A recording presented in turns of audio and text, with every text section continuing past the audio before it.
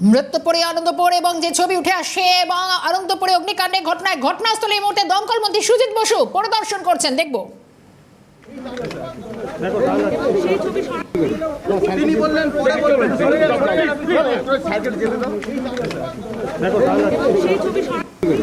তিনি বললেন পরে বলবেন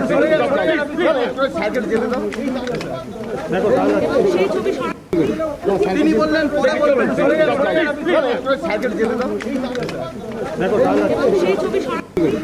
তিনি বললেন পরে বলবেন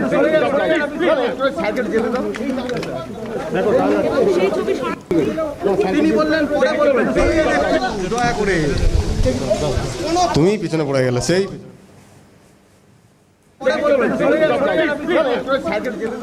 আনন্দপুরে অগ্নিকাণ্ডে ঘটনাস্থলে পরিদর্শন করছেন দমকল মন্ত্রী সুজিত বসু। তিনি গিয়েছেন। মফিজুল রয়েছেন আমাদের সঙ্গে। মফিজুল, কি ছবি?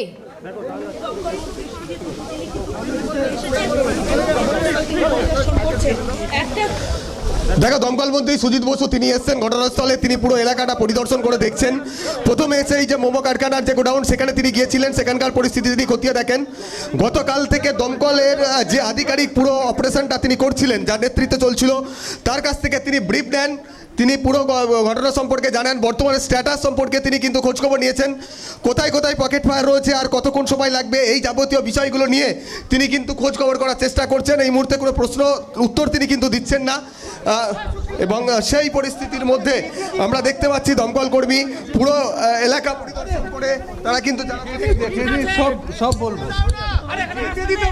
সেক্ষেত্রে পুরো যে ধ্বংসাবশেষ, যেখানে আগুনের কারণে পুরো এলাকা ধ্বংসাবশেষে পরিণত হয়েছে, সেই পুরো এলাকাটা তিনি কিন্তু খতিয়ে দেখছেন। যে অংশ থেকে ইতিমধ্যেই বেশ কয়েকজনের দেহ অংশাবশেষ পাওয়া গিয়েছে, সেই এলাকাটাও তিনি কিন্তু খতিয়ে দেখছেন, কথা বলছেন প্রত্যেকের সঙ্গে। দমকলের যারা দায়িত্বে রয়েছেন, পুলিশের সঙ্গেও কথা বলছেন। পুরো পরিস্থিতিটা কিন্তু তিনি নজরদারিতে রাখছেন। এবং এই পরিস্থিতি কিন্তু আমরা দেখতে পাচ্ছি যে দমকল কর্মীরা তাকে সঙ্গে করে প্রত্যেকটা এলাকা পরিদর্শন করে দেখাচ্ছেন। এখন যে অংশে তাকে দেখা যাচ্ছে, এই অংশটা হচ্ছে এই ডেকোরেটার্সের যে অফিস ঘর রয়েছে, সেই অফিস ঘরের সামনে। সেখানে কিন্তু দমকল মন্ত্রী এই মুহূর্তে তিনি পৌঁছে গিয়েছেন এবং সেখান থেকে পুরো এলাকাটা তিনি কিন্তু পরিদর্শন করবেন। এবং তার পরিস্থিতি কিন্তু এই মুহূর্তে আমরা দেখতে পাচ্ছি। আমি আরও ছবিটা একটু দেখানোর চেষ্টা করব আস্তে আস্তে, ধীরে সুস্থে। এবং সেখানে কারণ যেহেতু এটা পুরো এলাকাটা ধ্বংসাবশেষে পরিণত হয়েছে, সেই ধ্বংসাবশেষের মধ্যেই দমকল মন্ত্রী তিনি কিন্তু প্রবেশ করার চেষ্টা করছেন। এবং সেই ছবি তুলে ধরছে গোপাল সেন, তুমি দেখতে পাচ্ছ। সেখানে তিনি নিজেও পুরো এলাকার সঙ্গে পরিস্থিতি খতিয়ে দেখে তিনি তার বক্তব্য নিশ্চয়ই রাখবেন। কিছুক্ষণ আগে দমকলের ডিজি তিনি কিন্তু কার্যত তিনি কি বলছেন এটা তুলে ধরার চেষ্টা করছি। সুদীপ্ত, এটা পুরোটাই সেট ছিল। বাড়িটা আমরা এই বাড়িটা না, ওইটা এই বাড়িটা এই বাড়িটা ওদের ওয়ার্কার থাকতো এবং এই ডেকোরেটর।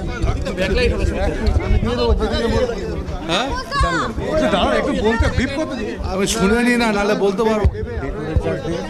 এইটা ডেকোরেটর তার ওয়ার্কাররা আমরা যেখানে দাঁড়িয়ে আছি সেটা হচ্ছে পেন্ট বুথ ছিল, এখানে রং টং করতো রাত্রিবেলা, এখানে ওরা ছিল প্রায়। এটা ডেকোরেটর এরিয়া, এটা পুরো ওইটা আমার মনে হয় ডেকোরেটর এরিয়া। ওই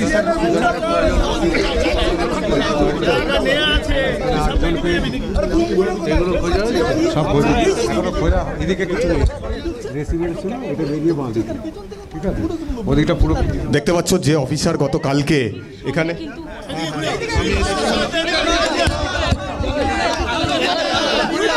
তুমি দেখতে পাচ্ছ তিনি তার ব্রিফ করবেন, তিনি ব্রিফ সংগ্রহ করেছেন। তার তথ্য কিন্তু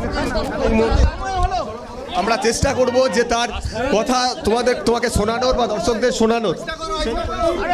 আমরা তুলে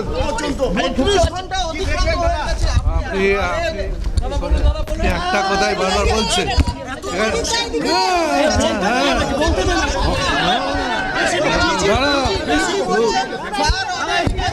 দাঁড়ান তা আপনি আগে বলবেন আগে এরা বলবেন? হ্যাঁ, আপনি দাঁড়ান একটু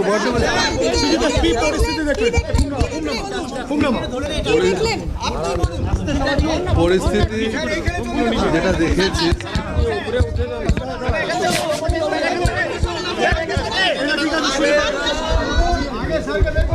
তুমি দেখতে পাচ্ছ যে এবার পরিস্থিতি যথেষ্ট কি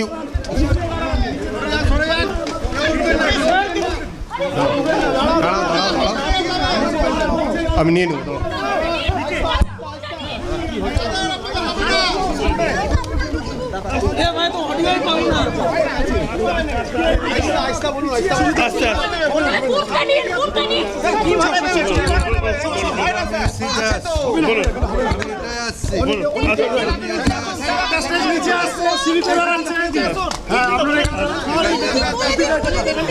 ভুলভাল বুদ্ধি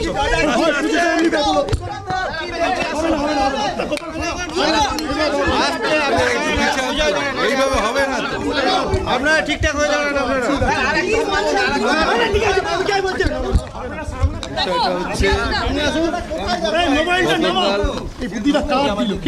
অনেক বেশি রাত্রে একটা দুর্ঘটনা, এখানে একটা ইনসিডেন্ট ঘটে। সেই ইনসিডেন্টে সামনের দিকে প্রায় 35,000 স্কোয়ার ফিটের মতো এই এরিয়া, যে এরিয়ার মধ্যে আপনার একটা মোমো তৈরি কারখানা একটা ছিল, আর একটা পাশে ডেকোরেটরের একটা গোডাউন ছিল এখানে। তা সেখানে আগুন লাগার খবর পাই আমরা রাত 3টে নাগাদ খবর পাওয়ার পরে আমাদের যারা ফায়ার ফাইটার, ফায়ার ইঞ্জিন, আমরা 12টা এখানে পাঠাই পর্যায়ক্রমে 12টা পাঠানোর পর আগুন আমরা কন্ট্রোল করি, এবং আগুন এখনও আমরা গাড়ি রেখে দিয়েছি, তার কারণ প্রচুর জায়গায় পকেট ফায়ার ছিল। আর এই জায়গাটা একটা যৌতুকগৃহের মতো। আমরা যা দেখলাম যে এখানে যেমন একটা মোমো ফ্যাক্টরি ছিল, তেমনি তার পাশে একটা ডেকোরেটরের গোডাউন ছিল, প্রচুর দাহ্য পদার্থ তার মধ্যে ছিল। ইতিমধ্যে আগুন কন্ট্রোল হয়েছে, আর গাড়িও আমরা রেখে দিয়েছি এখানে। ফায়ার ফাইটাররা তারা ফাইটিং করেছে। তারা রাত 3টে থেকে কন্ট্রোল দেয়। যখন আমার কাছে প্রথম খবরটা পাই আমি, তারপর থেকে পর্যায়ক্রমে গাড়ি এখানে এসছে, এবং ফায়ারের সিনিয়র অফিসার এখানে কালকে ছিল। কালকের দিনটা প্রজাতন্ত্র দিবস ছিল, অনেকে অনেক জায়গায় ব্যস্ত ছিল। তা সত্ত্বেও আমরা এখানে গুরুত্ব দিয়ে এই কাজটা আমাদের লোকেরা করেছে, এবং এখনও পর্যন্ত কাল সারা রাত লোক ছিল, আর সকাল থেকে আবার কাজ শুরু করেছে। এখানে যে স্ট্রাকচার ছিল, সেই স্ট্রাকচার কেটে কেটে অনেক জায়গায় ঢুকতে হয়েছে। প্রথমে আমরা একটা জটিল অবস্থা ছিল এই জায়গাটায়। আপনারা যখন এই জায়গায় খোলামেলা দেখছেন, এমনি ছিল না, পুরো স্ট্রাকচারে ভরা ছিল। আর অনুমতি একটু আগে আমি ডিজির সাথে কথা বলেছি, ফায়ারের কিছু দেখতে পাইনি আমরা, যে ফায়ারের প্রোটেকশনের জন্য যে সমস্ত জিনিস থাকা দরকার সেগুলো আমরা দেখিনি। এখানেই প্রশ্ন, যে এই যে কারখানাগুলো গোডাউনগুলো হচ্ছে, একজন আচ্ছা কেন থাকছে না, কেন নজরদারির অভাব? নজরদারি বলতে দে, আপনি বলুন, তাহলে আপনি বলুন, আপনি বলুন না, আপনার বল।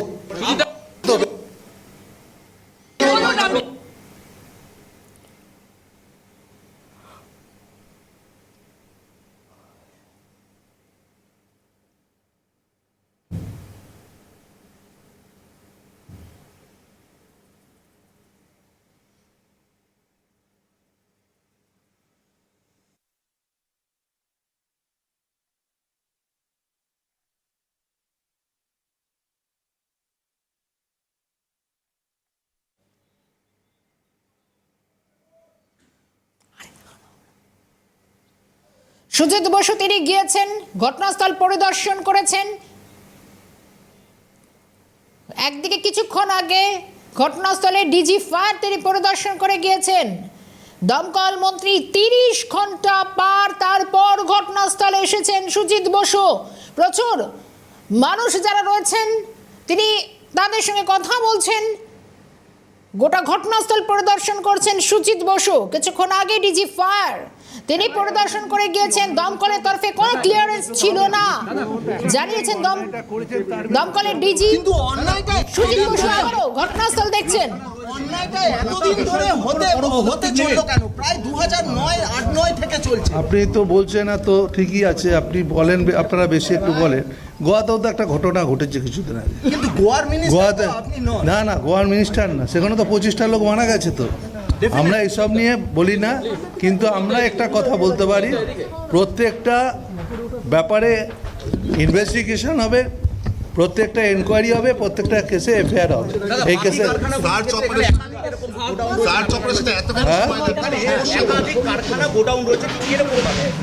যদি একাধিক এখানে একাধিক কারখানা এমনি থেকে থাকে, আমার এখানে উপস্থিত আমার সঙ্গে ডিজি আছে, আমি ডিজিকে এখনই বলে যাচ্ছি এই বিষয়গুলো দেখার জন্য, আমি ডিজিকেও বলে যাচ্ছি। ডিজি পরিষ্কার বললেন যে ফায়ার অডিট হয়নি।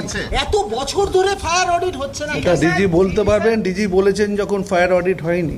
এত বড় কারখানা হলো না কেন অডিট? এত বড় কারখানা, দেখুন কলকাতা শহরে প্রচুর জায়গায় প্রচুর কারখানা আছে, আবার অনেকে লাইসেন্স নিয়েও করছে, অনেকে ইনলিগালও করছে। যদি এখানে আমি বলছি যদি ইনলিগালি হয়ে থেকে থাকে, এক্ষুনি তো আমি বলতে পারবো না ওদের কাছে কি কাগজপত্র আছে। যদি কাগজপত্র কিছু ইনলিগালি হয়ে থাকে, তার জন্য যা ব্যবস্থা নেওয়া সব কিছু জলাভূমি বুঝিয়ে এই কারখানা হলো কি করে? মন্ত্রী মশাই, জলাভূমি বুঝিয়ে কারখানা হলো কি করে? এখনো সার্চ অপারেশন ওয়েটল্যান্ড বুঝিয়ে কারখানা। বিভিন্ন স্ট্রাকচার আছে, কঠিন ছিল। কাল দিনের বেলা আপনারা দেখেছেন এগুলো কেটে কেটে আমাদের লোকেরা ভেতরে প্রবেশ করেছে। এখনো বহু জায়গায় এইভাবে বিক্ষিপ্তভাবে স্বাভাবিকভাবে একটা সমতল জায়গায় যেভাবে কাজ করা যায়, একটা অবস্ট্রাকশন থাকলে সেভাবে কাজ করা যায় না। তবু আগুন কন্ট্রোল হয়ে গেছে, কিন্তু আমরা এই বিষয়গুলো দেখছি। একটা প্রশ্ন, ওয়েটল্যান্ড বুঝিয়ে কারখানা হয় কি করে? জলাভূমি বুঝিয়ে কারখানা কি করে? সবটা এটা তো ওয়েটল্যান্ড যারা দেখে, ভূমি দপ্তর তারা দেখবে নিশ্চয়ই। যদি জলাজমি বুঝিয়ে কেউ এসব করে থাকে, তার দায়িত্ব নিশ্চয়ই দেখবে, যারা দেখার দায়িত্ব তারা দেখে নেবে। এতগুলো মৃত্যুর দায় কার? এতগুলো মৃত্যুর দায় কার? কিন্তু তারপরেও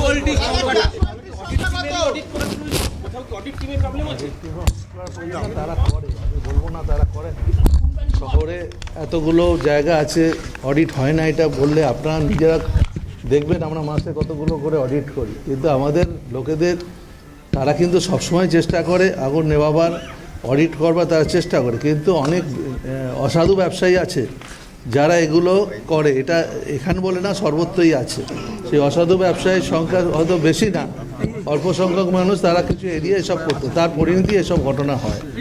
তার জন্য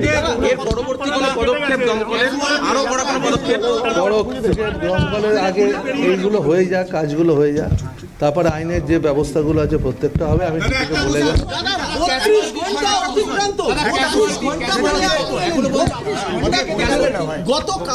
হ্যাঁ 32 ঘন্টা। আমি তো না ঠিক আছে, না সজন আমি বলছি, আমি কালকের কিন্তু রাত 3টে থেকেই আছি এখানে, আসিনি, কিন্তু 3টে থেকেই সবার সাথে যোগাযোগ ডিপার্টমেন্টের সাথে আছে। কালকে আসতে পারিনি কারণ কাজটা চলছিল। আজ সকালবেলায় এসছি, দেখে যাচ্ছি, এসে তো এখানে দাঁড়িয়ে থেকে লাভ নেই, কাজটা করতে হবে, মানুষগুলোকে উদ্ধার করতে হবে, এখানে আগুন নেভাতে হবে, এইটাই তো আমাদের কাজ। সেইগুলো করছে, লোকেদের কাজের মধ্যে ডিস্টার্ব করে আমি কি করব? স্বজন হারানোর পরিবার তারা গতকাল রাত থেকে এখানে রয়েছে, তাদের জন্য এক্ষুনি বলতে পারবো।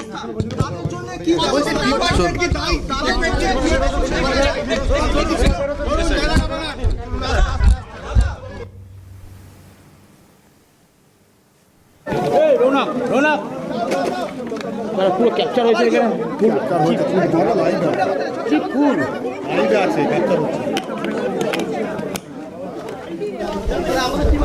সুজিত বসু তুমি দেখতে ঘটনাস্থলে রয়েছেন। মফিজুল, সুজিত বসু যা বলছেন যে আগে কাজটা করতে হবে, তিনি এখানেই ছিলেন তো রাত 3টে থেকে সবার সঙ্গে যোগাযোগ রয়েছে, কিন্তু এখানে তো মানুষ বলছিলেন 30 ঘন্টা পার করে আজ দমকল মন্ত্রী এলেন ঘটনাস্থল পরিদর্শনে।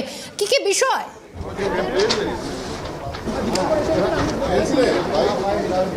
দেখা অবশ্যই মানে তিনি পরিদর্শনে আজকে এসছেন এবং সে পুরো এলাকাটা পরিদর্শন করছেন এবং তার বক্তব্য যে আইনানুগ যা ব্যবস্থা নেওয়ার তারপর নেওয়া হবে, কোথায় গাফিলতি রয়েছে সেটা কিন্তু দেখা হবে। এবং ডিজির যে বক্তব্য সেই বক্তব্য কিন্তু একদিকে যেমন তিনি সরাসরি খণ্ডন করলেন না, তার পাশাপাশি আবার তিনি দায়ও নিলেন না। সুজিত বসু তিনি যেটা জানাচ্ছেন যে এত বড় এই গোডাউনের অডিট হয়েছিল কি হয়নি সেটা খতিয়ে দেখা হবে, বা ফায়ারের ক্লিয়ারেন্স ছিল কিনা সেটাও তারা খতিয়ে দেখবেন, তারপর আইনানুগ যা ব্যবস্থা নেওয়ার সেটা কিন্তু নেবেন। এমনটা কিন্তু দমকলের তরফ থেকে সুজিত বসু তিনি কিন্তু জানিয়ে গেলেন। এবং সেই পরিস্থিতিতে এখন দেখার যে এই এত বড় ঘটনা, যেখানে ডিজি বলছেন যে ফায়ারের কোনো ক্লিয়ারেন্স ছিল না, সেখানে মন্ত্রী বলছেন সেই বিষয়ে তারা খতিয়ে দেখবেন। ফলে এই অবস্থার মধ্যে এখন দমকলের তরফ থেকে কি পদক্ষেপ নেওয়া হয় সেটাই কিন্তু আমরা পরবর্তী সময়ে সেটা দেখব। তবে গতকালকে দমকল মন্ত্রী ঘটনাস্থলে না আসাকে কেন্দ্র করে অনেক বিতর্ক তৈরি হচ্ছিল। প্রায় আগুন লাগার 32 ঘন্টা পর তিনি ঘটনাস্থলে আসলেন, পরিদর্শন করলেন এবং দমকল বিভাগের যারা আধিকারিক রয়েছেন তাদের সঙ্গে কথা বললেন। কথা বলে তিনি কিন্তু একাধিক তথ্য সংগ্রহ করলেন যে ঠিক মানে কত আর সময় লাগতে পারে, কত সময় লাগতে পারে, তদন্তের অগ্রগতি কোন পথে যায় সেদিকে আমাদের নজর থাকবে।